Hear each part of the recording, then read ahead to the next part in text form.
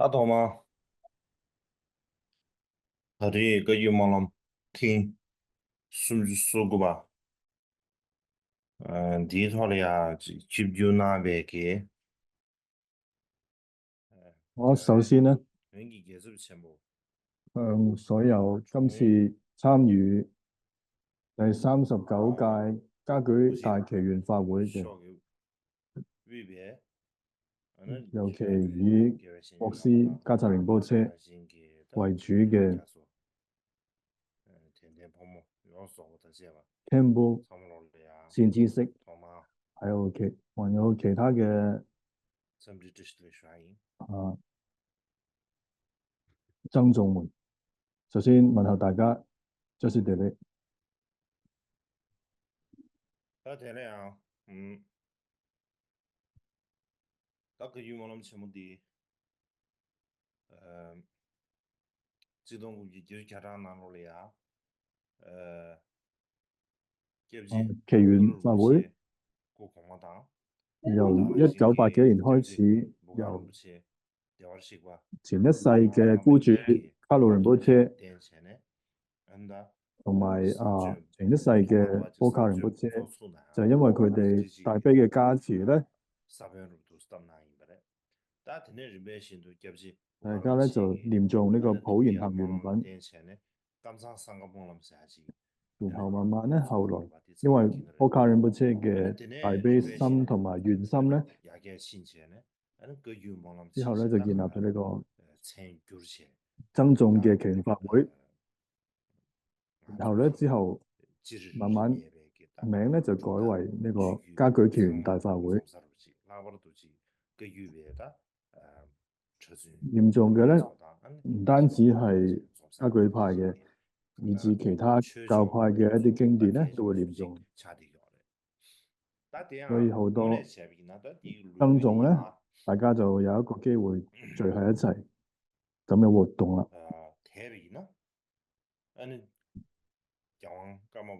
如果我哋回顧下過去嘅歷史咧，從第7世咁阿巴就已經有呢個加簽大祈願法會，特別係神變月啦，以至到佛陀嘅一啲4大節日就會舉行一啲咁嘅大祈願法會啦。當時咧，所有咧喺呢個加簽大型嘅祈願法會就會佈置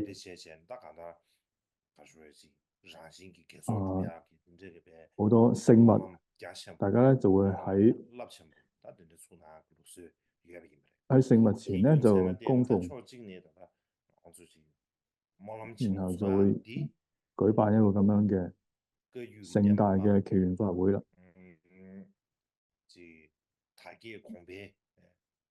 只係呢個法會本身咧，就已經係弘揚佛法嘅最大嘅象徵。後來咧，追恩多謝咧，咁阿巴就係因為後來咧就沒落咗落嚟，然後咧就去到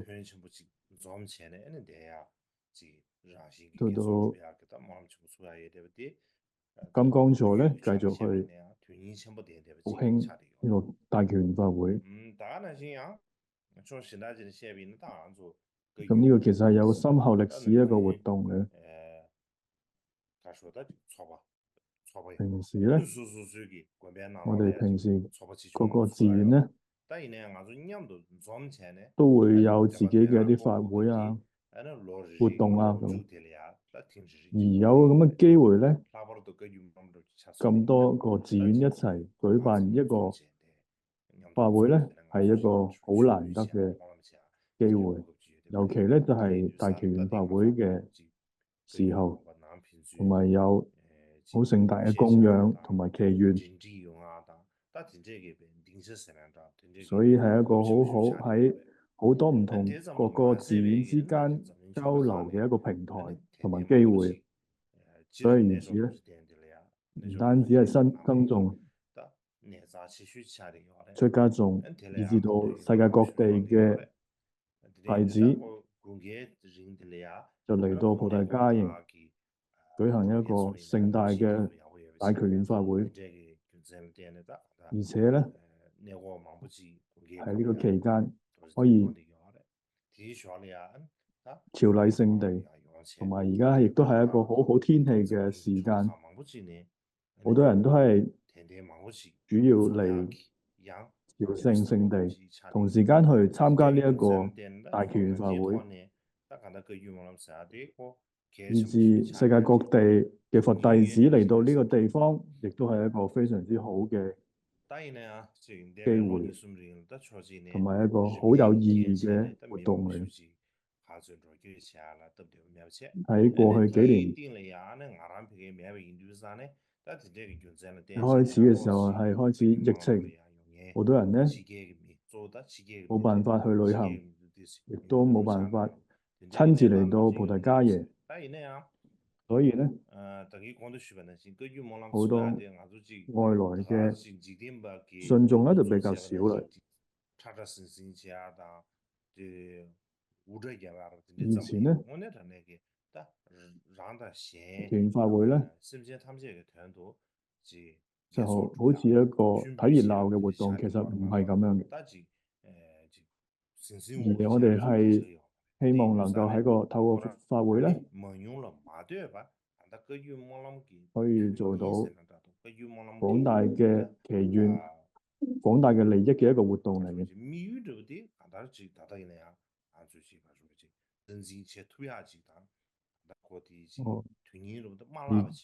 整個祈願法會嘅核心咧，由以前到而家咧，希望可以保持落嚟，亦都希望大家可以重視呢個祈願法會。我都諗未來咧可以持續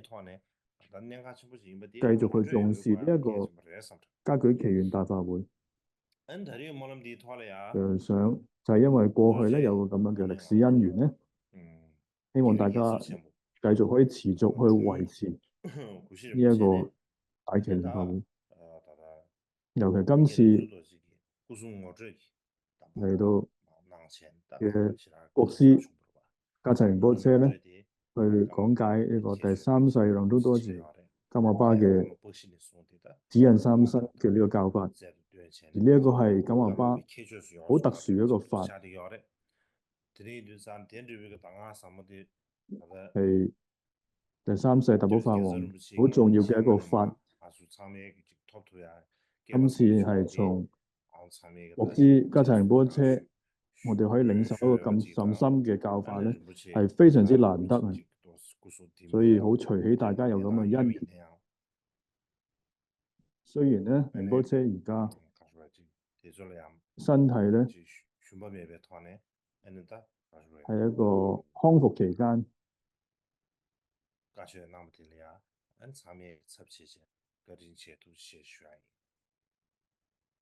而咧仍然咧不辭辛勞咁樣去為我哋去講解，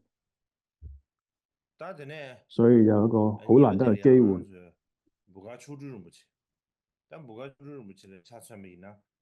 然後咧第二位就係轉世嘅波卡仁波切。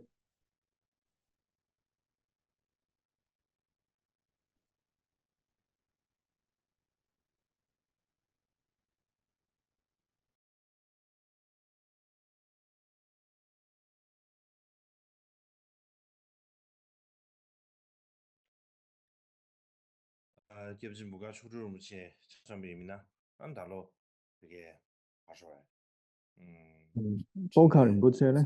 喺今年咧，首先喺佢嘅寺院咧做咗一個星座典禮，我諗大家都知道嘅。前一世嘅波卡仁波切咧，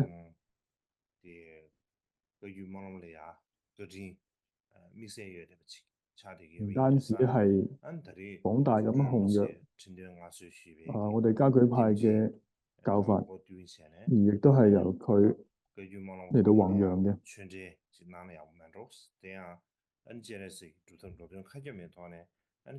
我哋就諗咧，當波卡仁波切升咗之後咧，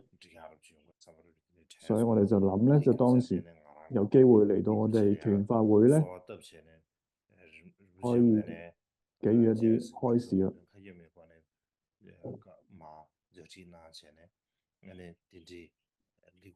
波卡仁波切咧喺呢一個咁樣嘅我哋祈請之下咧，喺呢個機會度圓滿呢一個講解呢個四臂觀音嘅法門，所以特別感謝佢。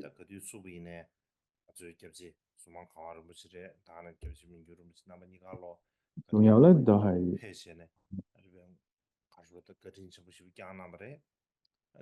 烏主蘇摩教王仁波切、明就仁波切可以有時間嚟到參加。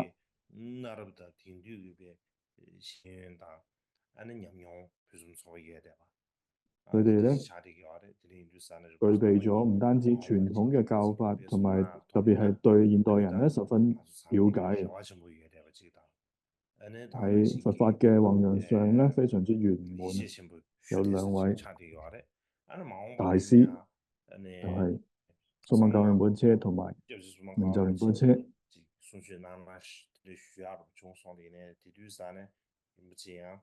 本嚟咧，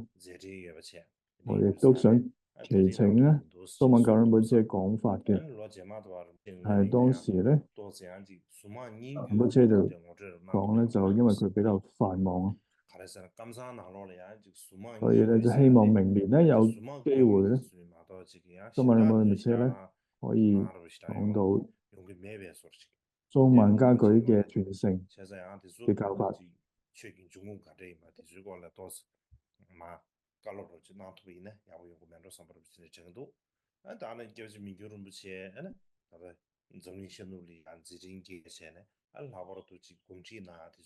咧就係明就仁波切，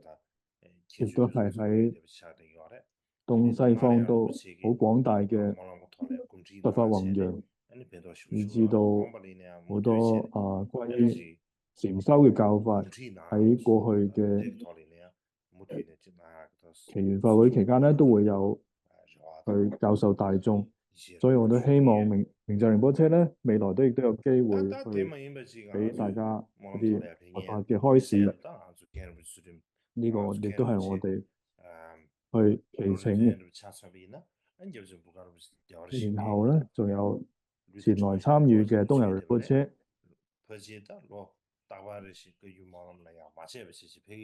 過去咧就好似形影不離咁樣，同過去世嘅波卡仁波切咧一齊，而今次亦都係一齊前來參加呢個大祈願法會。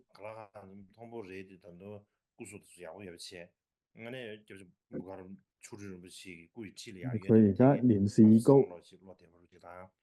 身體咧仲係好好，所以我每次見到仁波切喺度嘅時候咧，大家都好放心。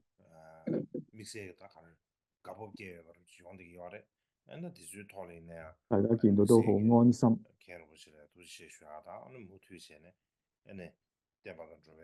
所以今次都要特別去感謝咁多位仁波切，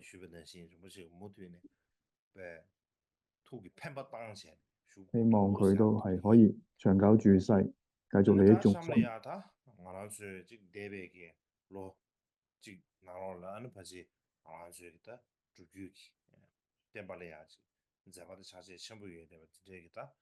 另外就想提一下嘅咧，就係過去幾年咧，我哋嘉舉教派當中咧，幾位重要嘅大師都圓寂啦。柬埔寨竹清嘉措仁波切、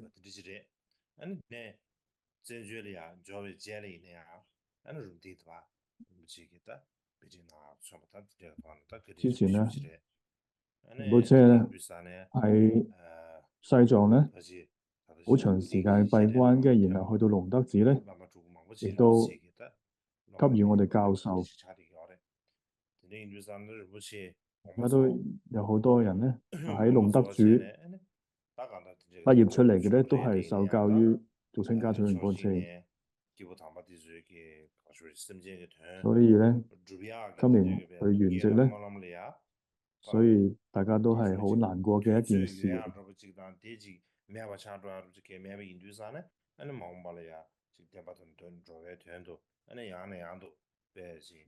一位咁嘅大菩薩咧，佢嘅心願同埋大悲願係唔會失效嘅。相信咧，好快，仁波切咧就會好快轉世再翻嚟啦。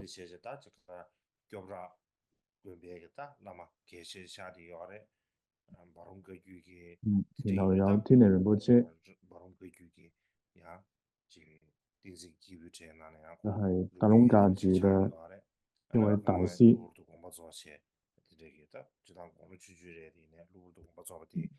突然之間咧，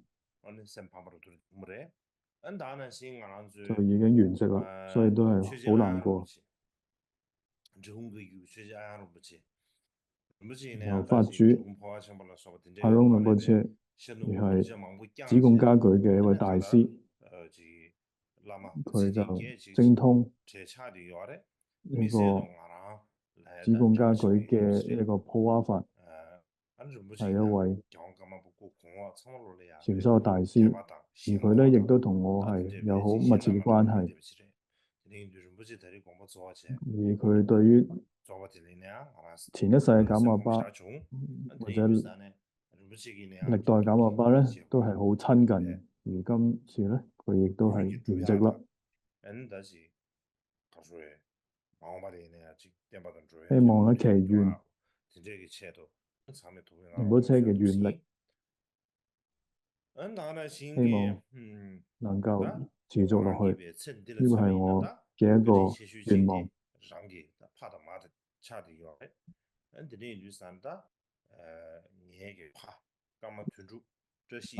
對我今生嚟講最大嘅恩德咧，就係我嘅父母仁竹扎師。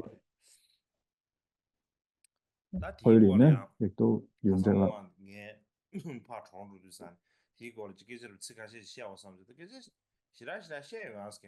本來咧，我嘅父親咧圓寂之後咧，我都想講一段話嘅，但係唔知咧，因為太多感受啦，所以都唔知道點樣用言語去講解。好多年咧，我都想見到佢，但係咧，最終咧都冇機會見到，所以咧係一個我好大嘅遺憾。但係我相信咧，我父親咧就係一個心胸非常開闊嘅一個人，可能咧仲係好好，係咩意思咧？好多年前咧，我喺印度嘅時候咧，冇辦法同父母聯絡，有時候咧，一年當中咧，只係得一兩次機會咧可以聯絡到父母。但係喺父親過世之前一兩年咧，我都諗過，希望好好咧同佢講話。如果佢走啦，我冇辦法同佢講啦。所以咧，之前都諗過同佢通過話，可能係3-4年前左右，因為好多年冇講啦嘛。當時咧，我父親已經病咗啦，所以已經冇辦法講好多嘢。佢已經10幾年瞓喺床上面，已經冇乜辦法去講啲乜嘢啦。媽媽咧就喺旁邊就同我講講啲嘢啦，講啲嘢。佢第一句嘢係講咩咧？第一句問我就係你度做乜咧？咁然後我會講媽媽就再講啦，講多幾句嘢啦。然後爸爸就問啦，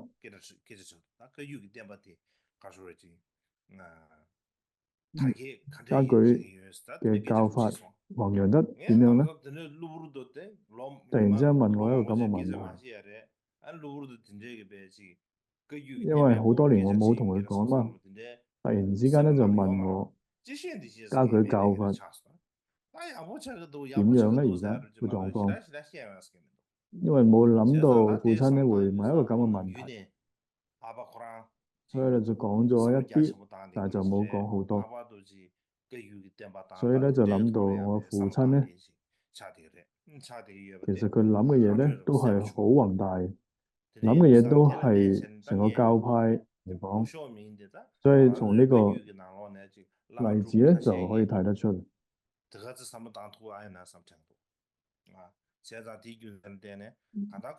有時候咧，就是家舉派嘅組股咧，未必都會成日都諗住家舉派嘅弘揚嘅狀況係點樣啊？可能都係諗緊一啲個人生活嘅，或者係一啲生活上面嘅苦樂啊。而我父親咧就係、都係一直都係諗住咧教法弘揚嘅狀況，所以咧我都覺得其實應該都冇乜需要去遺憾，但係就諗到咧喺10幾年嚟咧，臥病在床當中咧，所以都一直冇機會去探望，所以我都盡咗好多努力，但係都冇機會去到西藏可以見到父親，所以我咧都諗佢應該會有一個好好嘅投生，有一個好好嘅來生，所以尤其咧希望大家僧眾們咧可以祈請。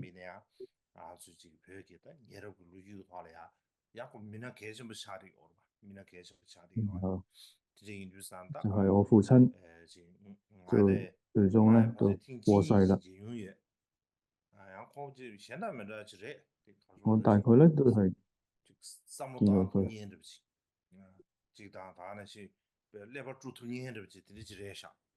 一兩次，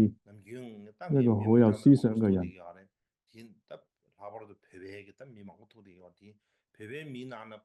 平時咧，我都會見好多藏族嘅人，佢咧係一個好少數有遠見嘅藏族人啊。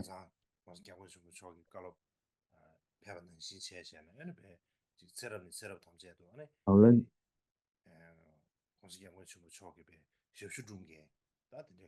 尊者嘅親戚嘛，所以都有提過，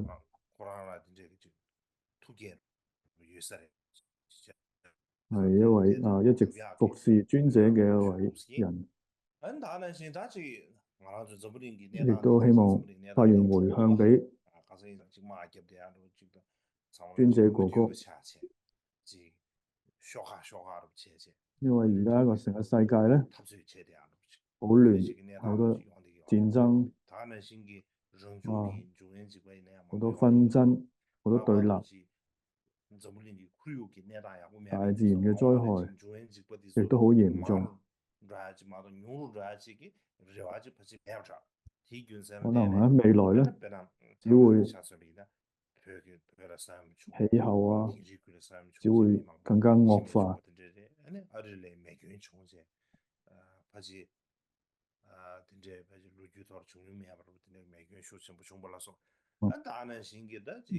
係加州嘅山火等等以至到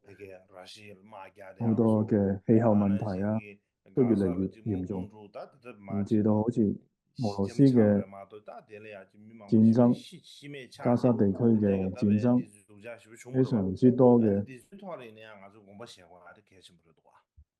喺戰爭當中死亡，好多時候都覺得我哋應該要去關心同埋去祈願嘅都係。因為我哋都係生活喺同一個地球上面。如果唔同嘅地區、唔同嘅國家，但係其實咧，我哋嘅關係非常之密切。好似我哋同佢哋咧就好距離好遠，但係而家已經唔係啦。其他國家發生嘅事，其他地區發生嘅事咧，同我哋咧都係息息相關，非常之密切嘅。我希望咧，大家為咗世界嘅和平、快樂，希望大家都可以發願。我哋發願要去利益眾生。有時候咧，唔好話利益眾生，我哋要利益附近嘅一啲眾生啊，我哋都唔係好知道，所以咧有兩件事。聽日咧就係為大師徒仁波切同埋國師嘉措仁波切咧嘅佢哋嘅長壽法會，就係收呢個跟總修咧，由呢個長壽嘅法會，我就用咗5、6個月去寫一個咁樣嘅長壽嘅法本。我就暫時唔講呢個法本嘅詳細嘅資料。呢個三根總修咧，係我哋特別，我哋加瑪加舉派咧特別嘅一個長壽法。所以我希望我哋傳承嘅兩位大師，我哋歷代噶瑪巴有4大法子，我哋而家變咗最主要咧有2位，就係大師徒仁波切同埋國師嘉措仁波切。所以咧，希望佢哋咧就長久住世。所以希望我哋嘅佛弟子咧可以咁樣去祈請。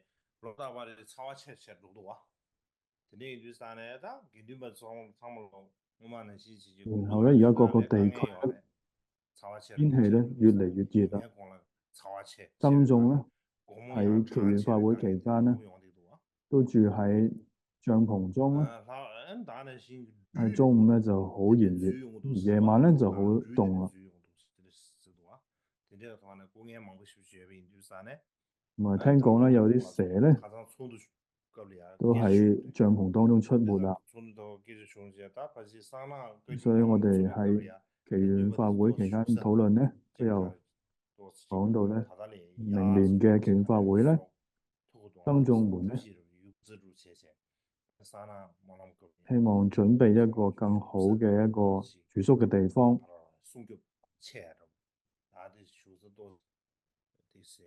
能夠有更好嘅保護嘅地方，就比較舒適嘅一個地方，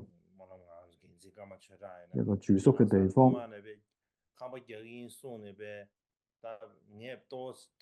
好耐之前咧，啱啱出家咧就有講過，就已經要去建一個咁嘅地方，我就已經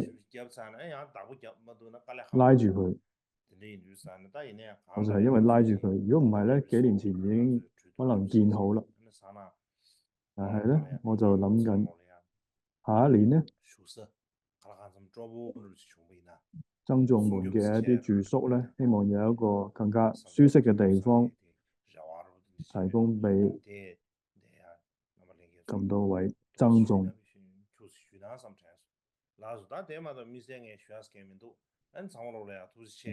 大概就係咁樣，之後就冇其他特別要講㗎啦。特別就係要感謝大家。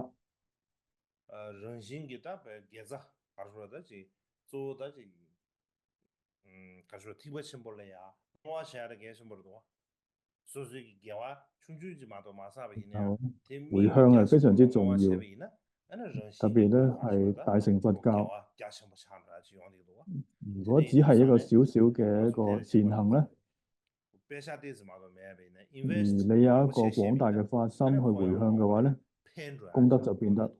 好大。就好似你如果冇好多錢，只係得少少嘅錢咧，如果你能夠好好咁投資咧，你會有好大嘅效益同埋回報。所以最後咧，我哋嘅回向係非常之重要。希望多謝大家。